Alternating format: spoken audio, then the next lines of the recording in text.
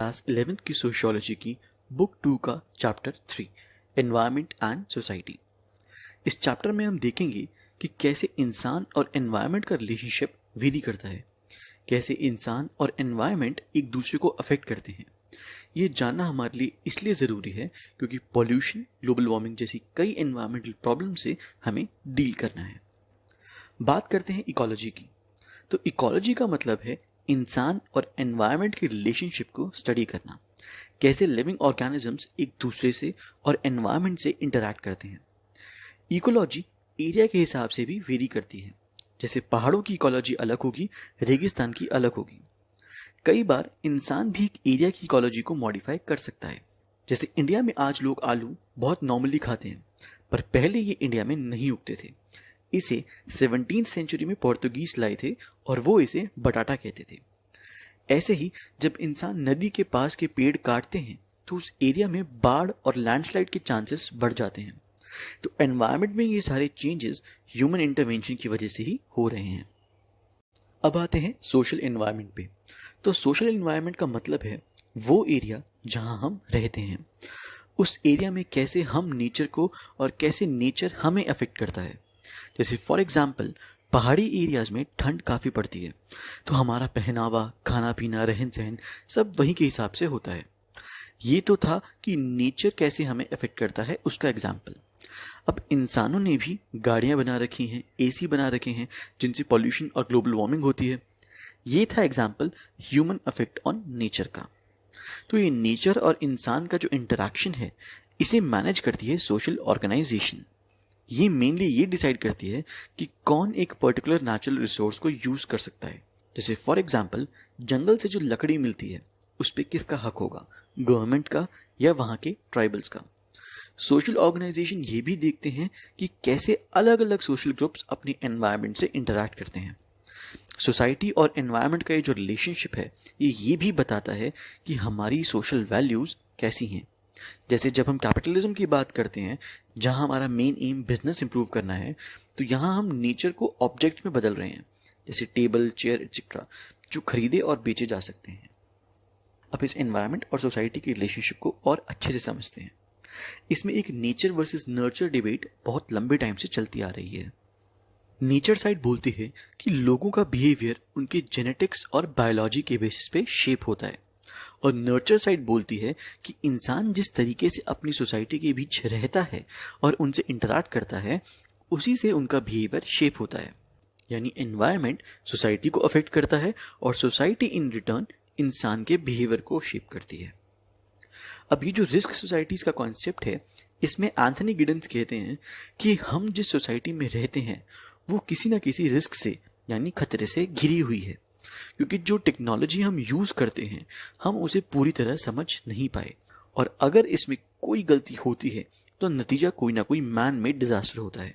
जैसे for example Bhopal gas tragedy India के अंदर, या मैड काउ डिजीज यूरोप में, या शर्नोबिल न्यूक्लियर डिजास्टर। अब देखते हैं कुछ major environmental problems.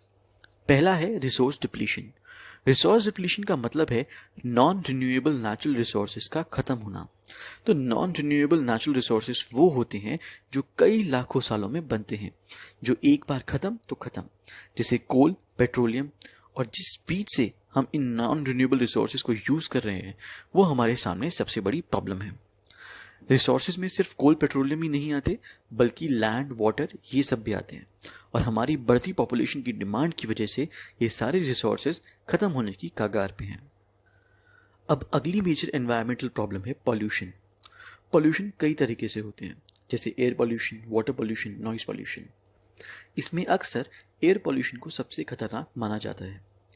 Air pollution की जो मेन कॉजेज हैं वो है इंडस्ट्रीज और व्हीकल्स का धुआं छोड़ना, लकड़ी और कोयले का घरों में यूज होना। गांव में अक्सर लोग इसे खाना बनाने के लिए यूज करते हैं।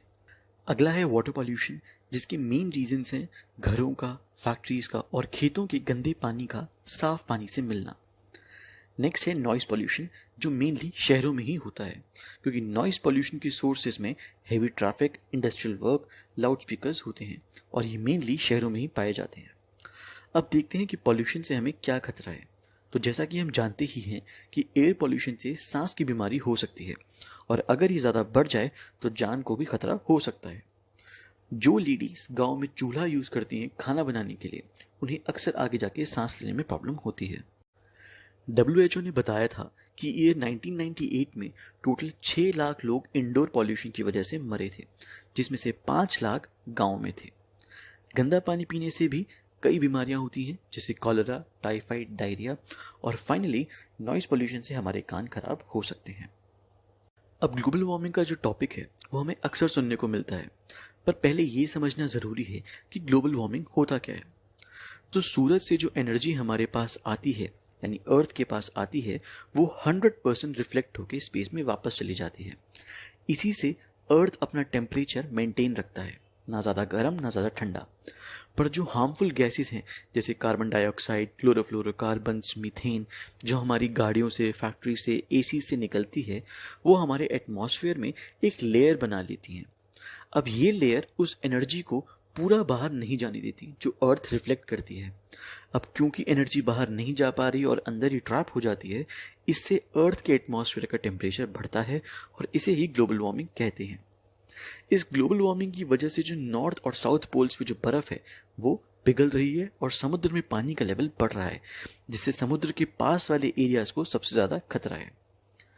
अब देखते हैं कि जेनेटिक मॉडिफिकेशन होती क्या है। तो हर ऑर्गेनिज्म का एक जीन स्ट्रक्चर होता है। जीन्स एक तरीके से स्टोरेज एरिया की तरह काम करते हैं। ये वो इंफॉर्मेशन स्टोर करते हैं जो एक पर्टिकुलर ऑर्गेनिज्म का बॉडी स्ट्रक्चर डिफाइन करते हैं। तो जेनेटिक मॉडिफिकेशन में साइंटिस्ट इस स्ट्रक्चर को मॉडिफाई कर देते हैं। जैसे किसी एक फसल को मॉडिफाई करने से उसकी प्रोडक्शन बढ़ जाती है, या प्रोडक्शन टाइम कम हो जाता है, कम टाइम में वो फसल उग जाएगी, या फिर कम टाइम में वो फसल ज़्यादा अच्छी प्रोडक्शन देगी। ये होता है जेनेटिक मॉडिफिकेशन। अब इसके कई रिस्क भी हैं, जैसे हम इसके लॉन्ग टर्म इफेक्ट्स को नहीं जानते। क्योंकि ये नई टेक्नोलॉजी है।